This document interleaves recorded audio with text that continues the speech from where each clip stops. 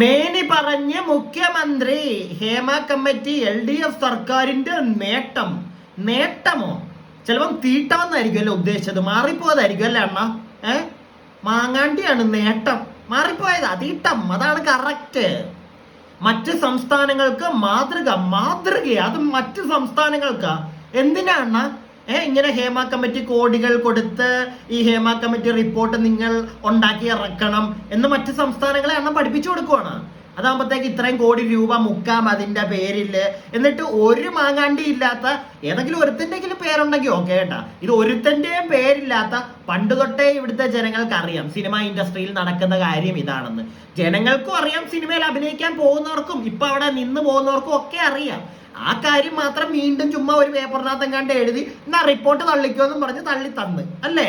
എന്നിട്ട് അത് മാതൃകയാണെന്ന്. എന്ത് മാങ്ങാണ്ടിക്ക്? ഇതിനകത്തൊന്നും ഏതെങ്കിലും ഒരുത്തൻ, ഇപ്പം അതിനകത്തൊരുത്തന്റെ പേരില്ല. അത് വന്നതിന് ശേഷം കുറെ പേർക്കെതിരെ ഇവിടെ മറ്റേ പരാമർശങ്ങൾ പൊങ്ങി വരുന്നുണ്ടല്ലോ. അവന്മാരിൽ ഏതെങ്കിലും ഒരുത്തൻ ഇവിടെ ശിക്ഷ കിട്ടുക? ഒന്നും വേണ്ട. അണ്ണന്റെ പാർട്ടിക്കകത്തൊന്നും ഒരുത്തനുണ്ടല്ലോ അണ്ണ. എവിടെയാ അവന്റെ പേരിൽ പൊങ്ങിയല്ല ഒരേ പരാമർശങ്ങള്. എന്നിട്ട് എവിടെ? അവനെ നിങ്ങൾ രാജിവെപ്പിച്ചില്ല, അവനെ രാജിവെപ്പിക്കത്തില്ല, അതുള്ള കാര്യം, അത് ഉറപ്പ്. ബാക്കി ഇവിടെ മറ്റേ രഞ്ജിത്തും അവരൊക്കെ രാജിവെച്ചല്ലോ അണ്ണ. ഈ അമ്മ സംഘടനയിലുള്ള നമ്മുടെ സെക്രട്ടറി അങ്ങേര് രാജിവെച്ചല്ലോ അണ്ണ. നിങ്ങളുടെ പാർട്ടിയിലുള്ളവരെ മാത്രം എന്താ രാജിവെക്കാൻ ഒരു പരാമർശം? അതും ഏതാണ്ടൊക്കെ ഉള്ളതാണെന്നൊക്കെ നമുക്കറിയാം. കാരണം പുള്ളിയുടെ വൈഫ് വന്നിട്ട്, പഴയ ഭാര്യ വന്നിട്ട് ഈ വ്യക്തിയെ പറ്റി പറയുന്ന കാര്യങ്ങളാണ് ഇവിടെ കിടന്ന് കറങ്ങുന്നുണ്ട്. അത്ര നല്ല കാര്യങ്ങളൊന്നും അല്ല ആ വ്യക്തിയെ പറ്റി പറയുന്നത്. ഓക്കെ, അതൊക്കെ ഒന്ന് അണ്ണന്റെ ചെവി കൂടെ ഒന്ന് കേട്ടിട്ടൊക്കെ ഇതൊക്കെ പറഞ്ഞു കഴിഞ്ഞാൽ കൊള്ളാം അണ്ണ.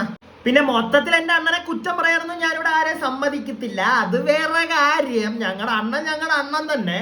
അണ്ണൻ മാതൃകാപരമായി എന്നൊക്കെ പറയുമ്പോഴത്തേക്ക് നിങ്ങൾക്ക് എല്ലാവർക്കും അറിയാം നമ്മുടെ മലയാളം സിനിമ ഇൻഡസ്ട്രിയെക്കാട്ടിലും എന്തുകൊണ്ടും വലുതാണ് ബാക്കി സിനിമ ഇൻഡസ്ട്രികൾ. അപ്പം അവിടെയുമൊക്കെ ഈ ഹേമ കമ്മിറ്റി ചെന്ന് ഇതുപോലുള്ള വൃത്തികേടുകളൊക്കെ നടക്കുന്നുണ്ടോ എന്നൊക്കെ ഒന്ന് തിരക്കി കഴിഞ്ഞാൽ ചിലപ്പോ എന്തെങ്കിലുമൊക്കെ ഒരു ഗുണം ഉണ്ടായേക്കൂടെ. അതുകൊണ്ട് മൊത്തത്തിൽ ഞാൻ അണ്ണന്റെ മറ്റേ ഹേമ കമ്മിറ്റി റിപ്പോർട്ടിനെ അങ്ങ് തള്ളിയൊന്നും പറയുന്നില്ല. ഒരു പേഴ്സ്പെക്റ്റീവിലൂടെ നോക്കുമ്പോൾ മാത്രം. ബാക്കിയുള്ള പെർസ്പെക്റ്റീവ് കൂടെ നോക്കുമ്പോൾ മൊത്തം ഉടായ്പായിട്ട് തന്നെ കേട്ടോ ഫീൽ ചെയ്യുന്നത്. പിന്നെ ഇനി വേറൊരു കേസ്, നമ്മുടെ ഈ മലയാളം സിനിമ ഇൻഡസ്ട്രി ലോക സിനിമയിൽ ഇടം പിടിക്കാൻ ഓടുന്ന ഈ സമയത്ത് മലയാള സിനിമ ഇൻഡസ്ട്രിയിലെ പ്രബലരായിട്ടുള്ള എല്ലാ നടന്മാരും, നല്ല വേഴ്സറ്റൈൽ ആക്ടേഴ്സ് ഇഷ്ടം പോലെ നമ്മുടെ മലയാളത്തിലുണ്ട്. അവരെ എല്ലാവരെയും സംശയക്കണ്ണോടുകൂടി നോക്കുന്ന ഒരു പരിപാടിയല്ലേ സത്യം പറഞ്ഞാൽ ഈ ഹേമ കമ്മിറ്റി റിപ്പോർട്ട് വന്നതിന് ശേഷം നടക്കുന്നത്.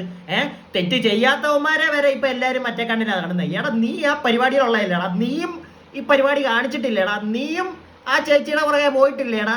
ഇങ്ങനെയുള്ള ചില ചോദ്യങ്ങളൊക്കെ ഇവിടുത്തെ പല നടന്മാരും ഫേസ് ചെയ്യുന്നുണ്ട്. പല ബുദ്ധിമുട്ടുകൾ ഇത് കാരണം അവർക്കൊക്കെ വന്നിട്ടുണ്ട്. സോ ഇങ്ങനെ ഒരു സാധനം ഇറക്കിയത് കൊണ്ട് കുറെ പേര് ഇവിടെ അനുഭവിക്കുന്നുണ്ടെണ്ണ. അതും വേണമെങ്കിൽ അങ്ങ് പോട്ടെ എന്ന് വെക്കാം. പക്ഷെ ഉണ്ടല്ല, ഈ മലയാള സിനിമ ഇൻഡസ്ട്രി മൊത്തത്തിൽ നാറിയിരിക്കുവോ ബാക്കിയല്ല എല്ലാ സിനിമ ഇൻഡസ്ട്രിയുടെ ഫ്രണ്ടില്. ഇവിടെ മൊത്തത്തിൽ ഈ ഒരു പേരുദോഷം കിടന്ന് കളിക്കുന്നുണ്ടെണ്ണ. അതും വേണമെങ്കിൽ പോട്ടെ എന്ന് പറഞ്ഞ് നമുക്ക് അങ്ങ് കണ്ണടയ്ക്കാം. പക്ഷേ മലയാളം സിനിമ ഇൻഡസ്ട്രി ബാക്കിയുള്ള ഇൻഡസ്ട്രിയുടെ ഫ്രണ്ട്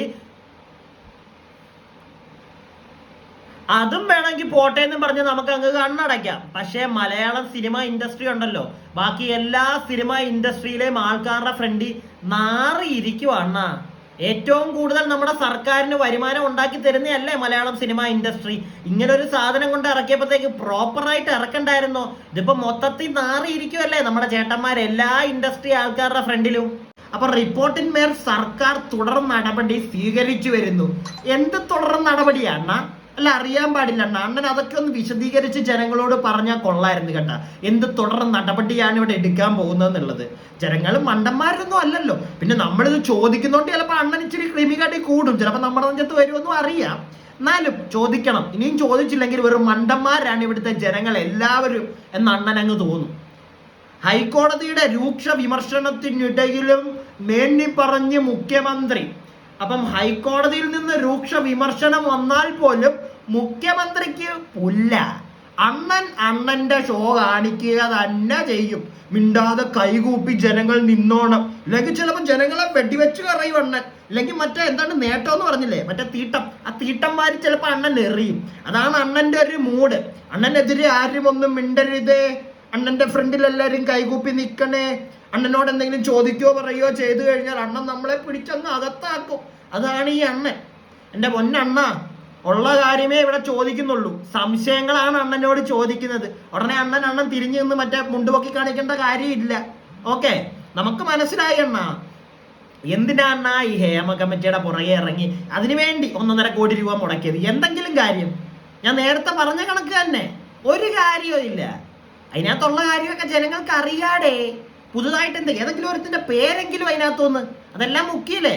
പുറത്തിപ്പോ പരാമർശങ്ങൾ നടക്കുന്നില്ലേ, പരാമർശനങ്ങൾ ഓരോ സുന്ദരന്മാർക്കെതിരെ. എന്തെങ്കിലും നടക്കുമോ? ഏതെങ്കിലും ഒരുത്തിനകത്ത് പോവുക ഇല്ല, കാരണം തെളിവുകളില്ല. പിന്നെ എന്തിനാ ഈ റിപ്പോർട്ട്? വെറുതെ ചുമ്മാ കുറെ കാശും കളഞ്ഞു, കുറെ സമയവും കളഞ്ഞ്. ഇപ്പൊ ഗുണമില്ല എന്ന് പറയുന്നില്ല കേട്ടോ. ഇപ്പൊ എനിക്കുൾപ്പെടെ വന്നിരുന്ന് സംസാരിച്ച് 2 രൂപ കിട്ടുന്നുണ്ടെങ്കിൽ അണ്ണൻ ഈ പരിപാടിയൊക്കെ കാണിച്ചതുകൊണ്ടാ. അതിന്റെ സ്നേഹം അണ്ണനോടുണ്ട്, അത് വേറെ കാര്യമാണ്. പക്ഷെ കാണുന്ന എല്ലാരും മണ്ടന്മാരാക്കിയിട്ടുള്ള നമ്മുടെ ഈ ഒരു ഗെയിം ഉണ്ടല്ലോ, കുഴപ്പമില്ലണ്ണ, അണ്ണൻ ചെയ്യ്. അണ്ണൻ ഇനി ഉണ്ടല്ലോ, ഇതൊക്കെ തുടക്കം നമുക്ക് അറിയാം. ഇനി അണ്ണൻ വരും വർഷങ്ങളിൽ ഇവിടെ വന്നു കഴിഞ്ഞാൽ പൊലിക്കുമല്ലേ, പൊലിച്ചങ്ങോട്ട് പൊലിപ്പിച്ചങ്ങോട്ട് പൊലിക്കും അണ്ണൻ. അതൊക്കെ താങ്ങിക്കൊണ്ട് മിണ്ടാതെ ഓച്ചാനിച്ചിരിക്കാൻ കുറെ മണ്ടന്മാരും ഉണ്ട് അണ്ണന്റെ പുറകെ, ഇല്ലേ അണ്ണ? അതുള്ളിടത്തോളം കാലം അണ്ണൻ ഇവിടെ നിലനിൽക്കും അണ്ണ. അതാണ് എൻ്റെ ഒരു വിശ്വാസമാണ് അണ്ണ. അത് അണ്ണൻ നിലനിൽക്കണം. ഇവിടെ ജനങ്ങളൊക്കെ പൊട്ടന്മാരായി പോകണം. എല്ലാം വെറും മണ്ടന്മാരെ, എല്ലാം പൊട്ടന്മാരായി പോട്ടെ. നമുക്ക് കാശുണ്ടാക്കാം അണ്ണ. അണ്ണൻ ഓരോന്നൊക്കെ കാണിക്കും, നമ്മൾ വന്നിരുന്ന് പറഞ്ഞ് നമ്മളും ഉണ്ടാക്കാം.